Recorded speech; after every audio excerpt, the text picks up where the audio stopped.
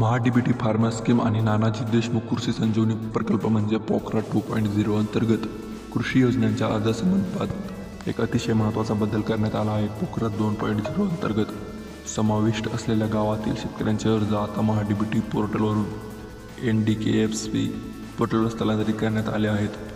पोखरा योजनेत सध्या 21 जिल्ह्यांमध्ये 7,201 जिल्ह्यापेक्षा अधिक गावांचा समावेश करण्यात आलेला आहे, ज्यामुळे या गावातील अर्जदारासाठी अर्ज करण्याची आणि पुढील प्रक्रिया पार पाडण्याची पद्धत बदलली आहे. या स्थलांतराचा उद्देश शेतकऱ्यांना योजनेचा लाभ अधिक प्रभावीपणे मिळावा हा आहे, परंतु यामुळे अर्जदाराच्या मनात थोडा संभ्रम निर्माण होण्याची शक्यता आहे.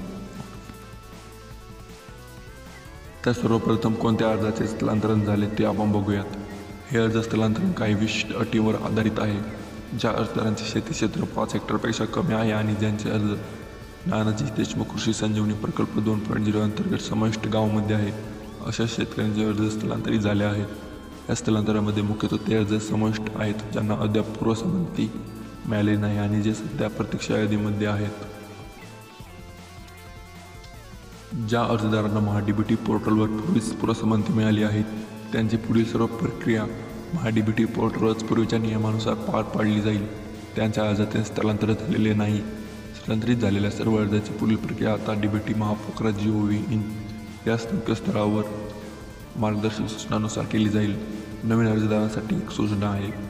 जे शेतकरी आता नवीन अर्ज करू इच्छितात आणि जे पोखरा 2.0 मध्ये समाविष्ट गावामध्ये येतात, ज्यांचे क्षेत्र 5 हेक्टरपेक्षा कमी आहे, त्यांनी थेट पोखराच्या संकेतस्थळावरून अर्ज करणे आवश्यक आहे. महा-डी-बी-टी पोर्टलवरून त्यांनी अर्ज करू नये अशा स्पष्ट सूचना देण्यात आल्या आहेत. तर शेतकरी मित्रांनो, पोखरा योजनेमध्ये अर्ज कसं करायचं हे जर तुम्हाला माहीत नसेल आणि जाणून घ्यायचं असेल तर कमेंटमध्ये पोखरा करा यावर लवकरच एक सविस्तर व्हिडिओ बनवला जाईल. धन्यवाद.